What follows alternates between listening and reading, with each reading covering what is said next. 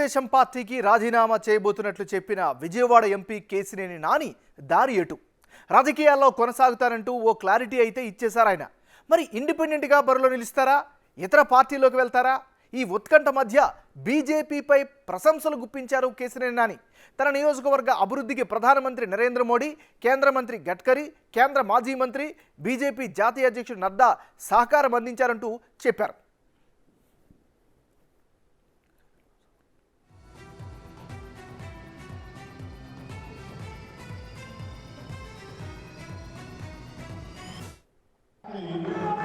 అటువంటి ప్రధానమంత్రి మన భారతదేశానికి పంపించాలి గర్వకారణం.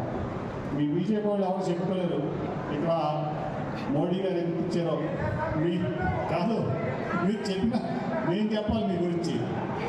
నందిగామ ఫ్లైఓవరు, కంచిచాల ఫ్లైఓవరు ఇచ్చింది నితిన్ గడ్కరీ గారు, మీ బీజేపీ. చెప్పేది నేను చెప్పేదానండి, నేను చెప్పేది. ఇప్పుడు మణితోక జగన్మోహన్ గారు వైసీపీ, మేడం బీజేపీ, నేను పొద్దున వరకు టీడీపీ. నైతికంగా అప్పటికి ఆ పార్టీలో ఉన్నప్పటికీ కూడా నేను అంటే ఫిజికల్గా నైతికంగా పొద్దున రాజీనామా చేద్దాన్ని నిర్ణయించుకుని మీ అందరూ కూడా తెలుసు. సరే రేపు ఎక్కడ ఉన్నా అది వేరే సంగతి, దాని గురించి ఏదైనా కానీ నా విజయవాడకు సంబంధించి నేను వేటి గురించి మాట్లాడాలా. నేను రాష్ట్ర నాయకుడు కాదు, నేను రాష్ట్రం గురించి నాకు పెద్ద పట్టింపు లేదు. నాకు కావాల్సిన విజయవాడ పార్లమెంటు, నాకు ఇక్కడ అభివృద్ధి. నాకు ఏదన్నా ఈ విజయవాడ పార్లమెంట్లో అభివృద్ధి వచ్చిందంటే అది కేవలం గడ్కరీ గారి వల్ల, బీజేపీ వల్ల మాత్రమే నేను ఖచ్చితంగా చెప్తాను. ఎందుకంటే నేను ఎప్పుడూ చెప్తాను, మీకు తెలుసు నాకు గడ్కరీ గారికి ఉన్న సంవత్సరం వల్ల అది ఏమి ఇచ్చాడో. ఏ రోడ్డు తీసుకోండి, విజయవాడ తిరువూరు రోడ్డు తీసుకుంటే నేను ఎంపీ ఒక ముందు 3 గంటలు పట్టేది విజయవాడ తిరువూరు. గంటలో తిరువూరు నుంచి విజయవాడ వస్తారు. రోడ్డు 4 రోడ్లు అయింది, 4 లైన్ అయింది. అట్లా అనేక కార్యక్రమాలు చేశారు బీజేపీ. కానీ సరే కొన్ని కారణాల్లో నేను ఒక మూమెంట్లో అయితే నేను అనుకున్నా, ఇందాక కాంగ్రెస్ కూడా చెప్పాను. 2015లో నేను ఎప్పుడు బాగా కీన్గా అబ్జర్వ్ చేస్తూ ఉండేవాడిని. వైసీపీ, టీడీపీ, బీజేపీ 3 ఈక్వల్గా అయిపోతాయనే భావన నాలో ఉండేది ఆ రోజున. ఎందుకంటే ఇది 30%, ఇది 30%, ఇది 30% అవుతుందేమో. అంత ఇచ్చారు. ఎయిమ్స్ ఇచ్చారు, ఐఐటి ఇచ్చారు, రకరకాలుగా ఈ రాష్ట్రానికి అన్నీ ఇచ్చారు. కానీ మరి ఎందుకనే నాకు తెలియదు కానీ సడన్ డ్రాప్ అయింది. అట్లా ఓకే ఎనివే చేసింది చెప్పుకోవాలి. బీజేపీ, మోడీ గారు, గడ్కరీ గారు, అలాగే నడ్డా గారు కూడా ఇంకా చెప్పారు, చాలా చేశారు ఈ విజయవాడ పార్లమెంట్కి. నేను ఎప్పుడూ కూడా ఆ విషయంలో చాలా కృతజ్ఞంగా ఉంటాను.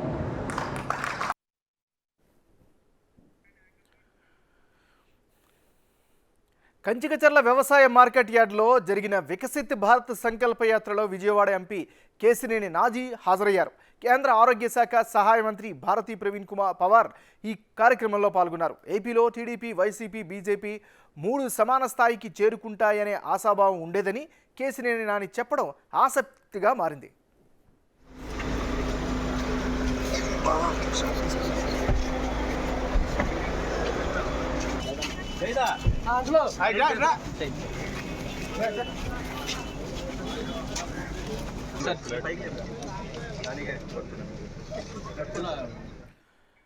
కేసినేని నాని చేసినటువంటి వ్యాఖ్యలు ఇప్పుడు ఆంధ్రప్రదేశ్ రాజకీయాల్లో హాట్ టాపిక్గా మారాయి. మరి నెక్స్ట్ స్టెప్ ఏ విధంగా ఉండే అవకాశం ఉంది?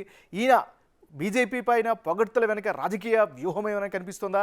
రేపు ఏం జరిగే అవకాశం ఉంది? ఇలా పూర్తి స్థాయి అప్డేట్స్ అందించేందుకు విజయవాడ నుంచి మా రిపోర్టర్ శివ లైవ్లో సిద్ధంగా ఉన్నారు.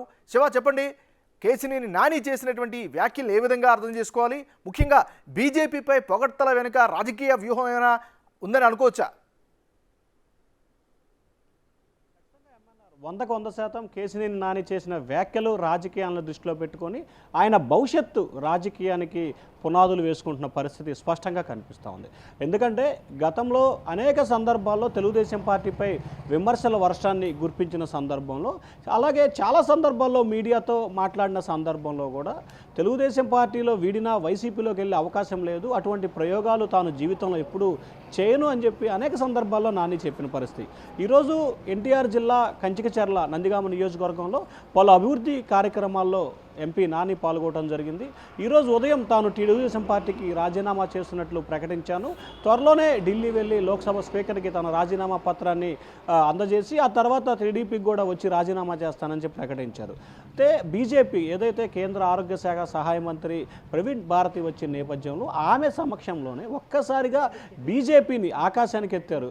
ఆంధ్రప్రదేశ్లో ప్రాంతీయ పార్టీలుగా ఏకఛత్రాధిపత్యాన్ని కొనసాగిస్తున్న టీడీపీ వైసీపీతో సమానంగా బీజేపీ వస్తుందని ఒక ఆశాభావాన్ని వ్యక్తం చేశారంటే జనరల్గా ప్రాంతీయ పార్టీలు ఆంధ్రప్రదేశ్లో ఒకసారి టీడీపీ ఒకసారి వైసీపీ అధికారాన్ని చెలాయించాయి. కానీ బీజేపీ ఇప్పటివరకు కానీ భవిష్యత్తులో కానీ అటువంటి పరిస్థితి కనిపించట్ల. కానీ సమాంతరంగా మూడు పార్టీలు ఎదగాలని చెప్పి ఆయన ఆశాభావాన్ని వ్యక్తం చేయడంతో పాటుగా కంచికచర్ల, నందిగామ, అలాగే Tiruguru, Vijayawada Durgagudi flyover, Vijayawada Benz circle flyover ఇవన్నీ కూడా బీజేపీ నేతృత్వంలోనే నితిన్ గడ్కరీ, అలాగే నడ్డా, అమిత్ షా, మోడీ బీజేపీ ప్రభుత్వ హాయంలోనే వందల కోట్ల రూపాయల నిధులు తమకు కేటాయించడం జరిగింది.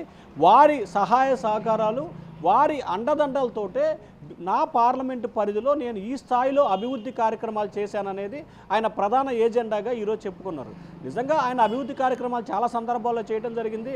టాటా ట్రస్ట్ వారి ద్వారా కానీ నేషనల్ హైవేల విషయంలో కానీ చేశారు. కానీ ఎప్పుడు కూడా నా నేతృత్వంలో తెలుగుదేశం పార్టీ ఎంపీగా నేను చేశానని చెప్పి అనేక సందర్భాల్లో నాని తెలియపరిచారు. కానీ మొట్టమొదటిసారిగా తెలుగుదేశం పార్టీకి రాజీనామా చేస్తున్నానని చెప్పిన తరువాత ఆయన ఈరోజు బీజేపీని ఆకాశానికి ఎత్తిన పరిస్థితి కనిపిస్తూ ఉంది. ఖచ్చితంగా రానున్న రోజుల్లో ఆయన భారతీయ జనతా పార్టీ తరఫున విజయవాడ పార్లమెంటు స్థానానికి పోటీ చేసే అవకాశాలు ఉన్నట్లు కూడా ఆయన సన్నిహితులు నిన్న మొన్న కూడా చెప్పిన పరిస్థితి కనిపిస్తోంది. సో రానున్న రోజుల్లో ఆయన భారతీయ జనతా పార్టీలో చేరే అవకాశాలు అయితే ఎక్కువగా చెప్పండి. గత కొద్ది రోజులుగా జరుగుతున్నటువంటి రాజకీయ పరిణామాల నేపథ్యంలోనే ముందుగానే ఆయన పక్కాగా ప్లాన్గా ఉంటూ ఈరోజు ఇలా కేటగిరికల్గా మాట్లాడుతున్నారు అని అనుకోవచ్చా?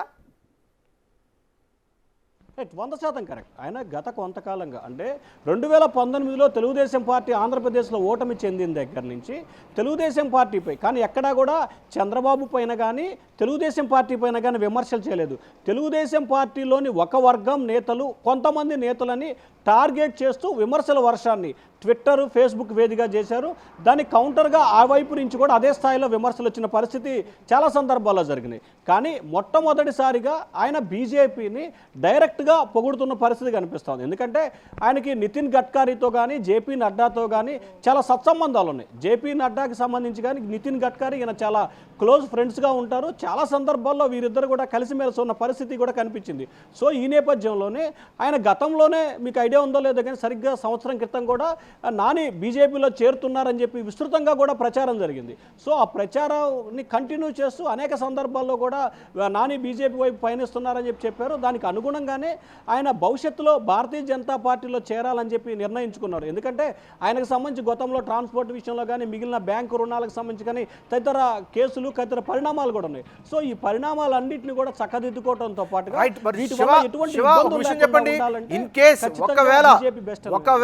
ఒకవేళ భారతీయ జనతా పార్టీ వైపే ఆయన మొగ్గు చూపి ఆ పార్టీ తరపు నుంచి వెళ్తారు అనేది పక్కాగా కనుక చెప్తే రానున్న రోజుల్లో ముఖ్యంగా ఆయన విజయవాడ పార్లమెంటు పరిధిలో రాజకీయాలు ఎలా మారే అవకాశం ఉందంటారు? ఖచ్చితంగా ఆంధ్రప్రదేశ్ సంబంధించి విజయవాడ కేంద్ర బిందువు, రాజధానిగా ఉన్న ప్రాంతం. సో ఆయన భారతీయ జనతా పార్టీలో చేరటం అనేది అధికారికంగా చేరలేదు కానీ దాదాపుగా ఆయన 100% భారతీయ జనతా పార్టీలో చేరినట్లు కూడా మనం భావించవచ్చు. ఇక విజయవాడ పార్లమెంటుకు సంబంధించి టీడీపీ, బీజేపీ, వైసీపీ ఈ మూడు పార్టీలు కూడా ప్రధానంగా పోటీ చేసే అవకాశాలు కనిపిస్తూ ఉన్నాయి. కానీ విజయవాడ పార్లమెంటు పరిధికి సంబంధించి ఇది విజయవాడ సెంట్రల్లో కానీ ఈస్ట్ వెస్ట్లో నందిగామ, జగ్గేపేట, తిరువూరు, మైలవరం ఈ 4 మొత్తం 7 నియోజకవర్గాలకు సంబంధించి నానికి సొంతగా ఒక క్యాడర్ ఏర్పరచుకున్న పరిస్థితి ఉంది. సో ఆయన గతంలో ప్రజారాజ్యం నుంచి టీడీపీలో చేరారు కాబట్టి ఆయనకు సొంతంగా కొంత వ్యక్తిగత క్యాడర్ ఉంది. అలాగే భారతీయ జనతా పార్టీకి సంబంధించి ఎంపీగా పోటీ చేస్తారు కాబట్టి ఆ ఇన్ఫాక్ట్ కూడా కొంత పడే అవకాశం కనిపిస్తుంది. సో ఈ నేపథ్యంలో రానున్న ఎన్నికల్లో నాని బీజేపీ తరఫున గెలవకపోవచ్చు కానీ టీడీపీ నియోజకవర్గం గతంలో అనేక సందర్భాల్లో ఈ పార్లమెంట్ టీడీపీ గెలిచింది కాబట్టి టీడీపీ గెలుపు అవకాశాలను మాత్రం ఆయన ఖచ్చితంగా ప్రభావితం చేయగలడు. సో తెలుగుదేశం పార్టీ కొంత టైట్ అయితే ఏర్పరచుకోవచ్చు, తెలుగుదేశం ఓటమి కూడా జరగడానికి ఎక్కువ అవకాశాలు ఉంటాయి. సో నాని ఖచ్చితంగా బీజేపీ తరఫున కనుక పోటీ చేస్తే తెలుగుదేశం పార్టీపై చాలా ఎక్కువగా స్థాయిలో ప్రభావం చూపే అవకాశం ఈ పార్లమెంటు పరిధిలో జరిగే అవకాశం కనిపిస్తూ ఉంది. కానీ అసెంబ్లీ స్థానాలకు మాత్రం నాని ప్రభావం చూపే అవకాశాలు ఖచ్చితంగా పార్లమెంటుకు సంబంధించిన ప్రభావం మాత్రం తెలుగుదేశం పార్టీపై పడే అవకాశాలు చాలా ఎక్కువగా ఉన్నాయి. MNR. Right, thank you Shiva.